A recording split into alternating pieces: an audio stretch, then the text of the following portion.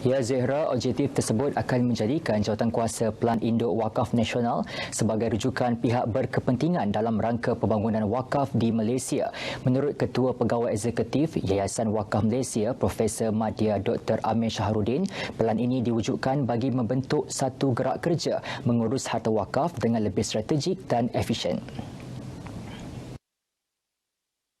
Antara fokusnya satu platform sinergi antara pemegang taruh wakaf melalui pergerakan yang lebih sistematik selain bekerjasama dengan pihak swasta bagi menggerakkan medium wakaf tunai. Jadi di peringkat Yayasan Wakaf Malaysia, kita akan menggerakkan secara lebih agresif untuk kita mengutip wakaf secara tunai.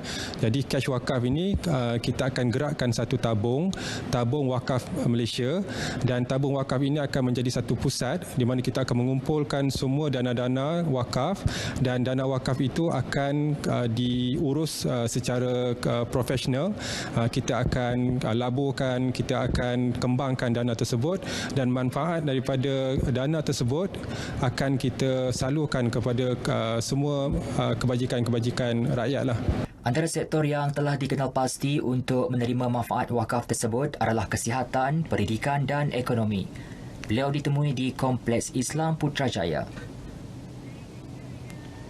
Masjid Tuanku Mizan Zainal Abidin MTNZA menyediakan pusat khidmat nasihat keluarga, komuniti dan masyarakat bagi membantu masyarakat yang memerlukan sokongan emosi akibat terkesan dengan PKP. Imam Besar masjid tersebut, Nur Azami Alias, memaklumkan bantuan kewangan dan barangan asas turut disediakan untuk disalur kepada golongan asnaf yang memerlukan.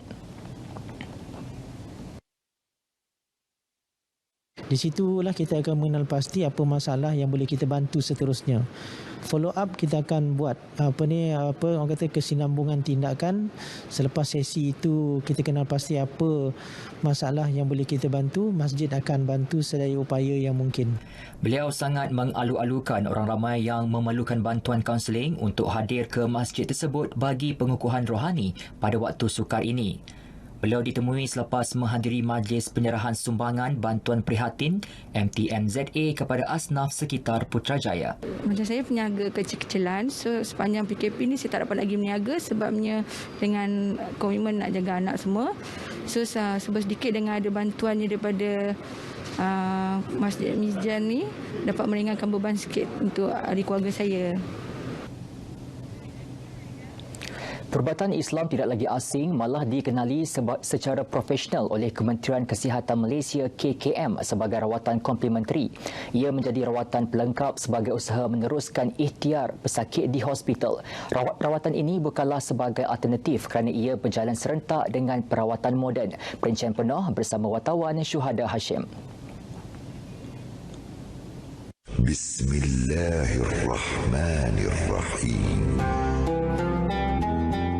Pengubatan Islam merupakan ikhtiar penyembuhan penyakit jasmani dan rohani oleh seorang Islam yang mahir dalam kaedah rawatan dengan menggunakan ayat-ayat Al-Quran atau hadis. Penyakit ni ada 3 punca. Sama ada punca fizikal. Yang ni bidang doktor. Saya tak campur perkara ni. Bidang doktor saya tak campur.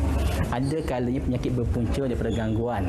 Yang ni tak boleh dinafikan. Orang Islam mesti percaya berdasarkan pandangan ulama Ahlus Sunnah wal Jamaah. Kadang-kadang kedua-dua sekali. Jadi bila adanya rawatan ruqyah seperti ini, sekurang-kurang ia boleh membantu pesakit yang mungkin pesakit tersebut bukan sahaja mengalami masalah sakit fizikal. Malahan mungkin juga ia mengalami sakit-sakit yang berkaitan dengan gangguan. Jadi rawatan seperti ini memang sangat rasional, diperluaskan lagi. Cuma apa yang penting sekali, pastikan rawatan itu bertepatan dengan Islam. Berdasarkan garis panduan amalan pengubatan Islam yang dikeluarkan KKM, perawat perubatan Islam perlu menjalani latihan daripada institusi bertauliah, contohnya seperti Darus Syifa. Ia bagi mengelakkan kaedah rawatan bercanggah dengan akidah dan syariat Islam. Saya pernah menjalani rawatan sebegini. Yang penting kita kena kaji background ustaz tu. Kena cari ustaz yang betul-betul amalkan cara Islam. Sebagai menyokong lanjutan ikhtiar pesakit Islam, Hospital Chancellor Tuanku Muhriz HCTM merupakan salah satu hospital yang menyediakan perkhidmatan rawatan ini. Kita panggil klinik terapi syar'i. Jadi klinik ni kita hanya benarkan kepada kaki tangan dan pesakit yang berdaftar dengan SCTM. Sebab kita bukan nak buka alternatif ya, yang kita bagi ni complementary. Maksudnya pesakit ni memang telah sedia menerima rawatan. Rawatan tu bukannya terhad kepada perubatan moden saja. Kalau ada keperluan, dan kita akan panggillah ustaz kita akan pergi.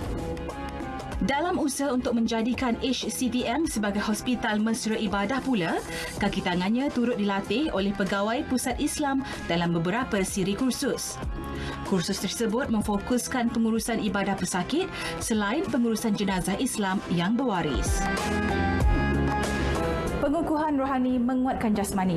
Tidak hanya terhad kepada rawatan moden semata-mata, tetapi rawatan secara spiritual juga harus diberi perhatian sebagai terapi komplementari yang saling melengkapi. Syuhada Hashim, Baparan Jakim untuk RTM.